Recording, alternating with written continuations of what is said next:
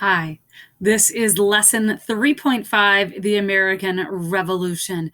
As you know, the war started on April 19th, 1775, with the shots heard round the world in the Battle of Lexington and Concord.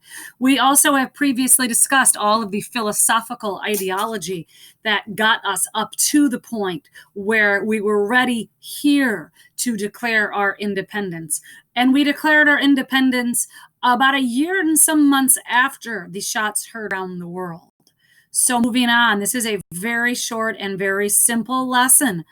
How various factors contributed to the American victory, because here we are, a tiny country, not tiny in size, but a colony or a series of colonies, 13 colonies, rise up to defeat the largest military presence in the known world at the time. So that's what we're going to talk about. You will see that there were a various amount of factors that leads to the victory of the colonists. So let's first break it down. The British were not at a complete disadvantage. There were several factors in favor of the British. One huge factor was that about 1/3 of the colonists were loyalists. They were loyal to Britain. They did not believe in independence. And many areas, loyalist strongholds, such as New York City, because of the wealthy elite that lived there, remained in control of the British throughout almost the entire war. The Patriots also had fewer military successes in the South, which were also loyalist strongholds. One particular loyalist stronghold was the city of Charlestown, which becomes Charleston. Many of these loyalists were elite, which means they had control to resources, which means they had money to give to the British cause. So the Patriots desperately needed that money, but the Loyalists, because they were elite, they felt they could give their money to whom they'd wanted. So frequently you would see Patriots seizing Loyalist property and fortunes throughout the war, because really the Patriots were kind of that ragtag group of working class people rising up to overthrow the tyranny of the rich. The British also had access to more resources throughout the world. The British government had rebuilt its treasury. They had the financial resources to fight the war much, much longer than the Second Continental Congress and the Patriots, who relied on contributions from individuals. Those contributions quickly ran dry throughout this 8-year war. The British Navy was the largest and most powerful navy in the world, period. They had near total control of the entire Atlantic Ocean, which significantly cut down on colonial trade. The colonists were completely dependent on that triangular trade, if you remember learning about that. And the British Navy shut it down. The British Army also had superb, highly trained military commanders. They had a almost limitless supply of soldiers that they could call up and send to America. And Canada and the British West Indies did not join in the American cause. Don't forget that Canada was a British colony. The British West Indies were a British colony, and it gave Britain land to the north, land to the south, and the colonists were kind of trapped in between. So things are looking pretty bleak at this point in time. However, do not underestimate the power of committed people. The Patriot Cause consisted of volunteers, colonial militias, and an entire volunteer army, the Continental Army. They knew the territory way better than the British. This is where they lived. They were not confined to fighting by the traditional British style of warfare, where you line up and you shoot all in a row. So this is also problematic, however, for the Americans, because many of the volunteers just up and left when they ran out of supplies or when they were hungry. Some of them up and left when it was harvest season, because many of them were working class farmers.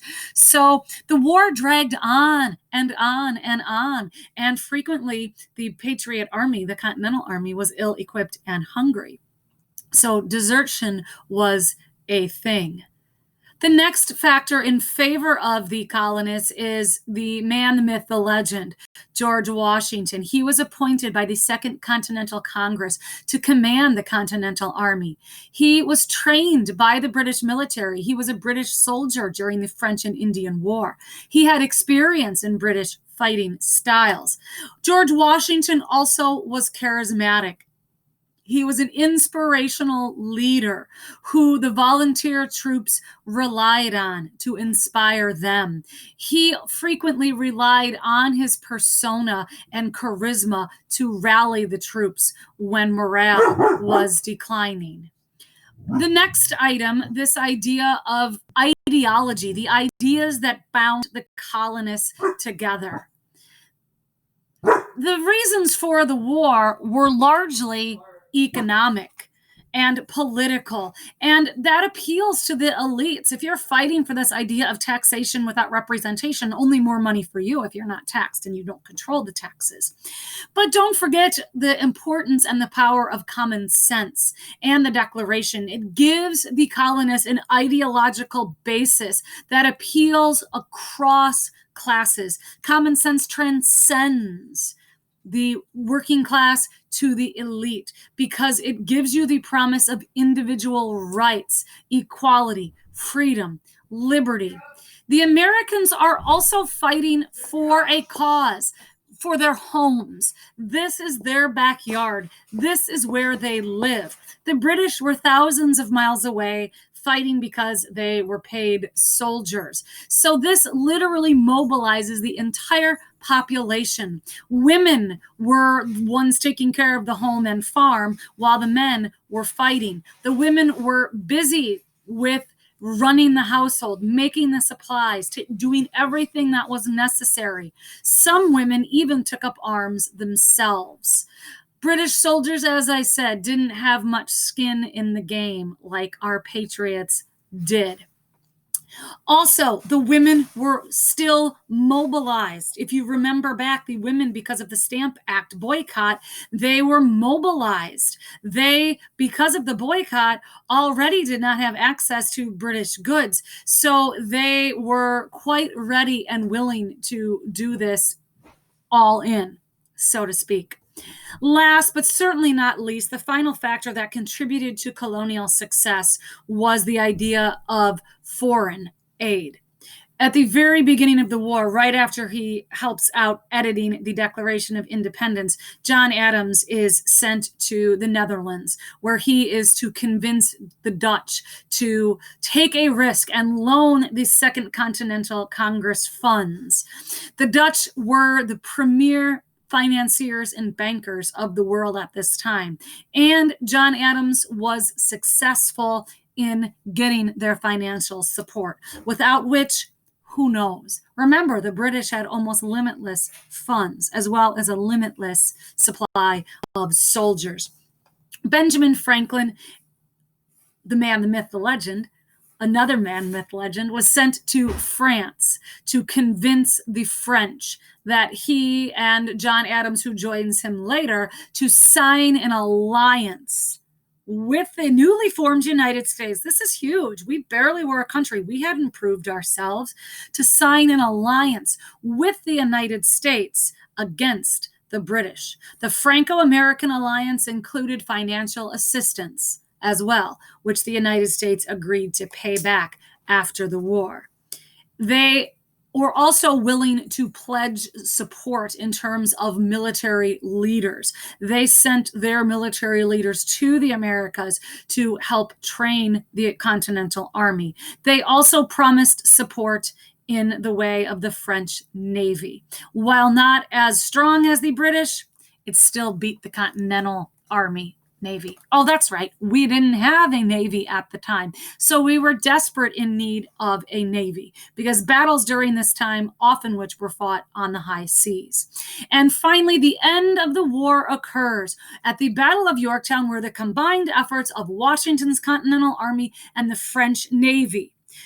The Battle of Yorktown is a peninsula, and George Washington and the Continental Army were able to trap the British Army, and here sails up the French navy. And it is indeed that and the help of the French which bring about the end of the war and the world turned upside down when a young country, the United States of America, is able to secure victory over one of the most powerful nations in the world at the time. So by now, I do hope that you are able to explain how various factors contributed to American victory in the Revolution.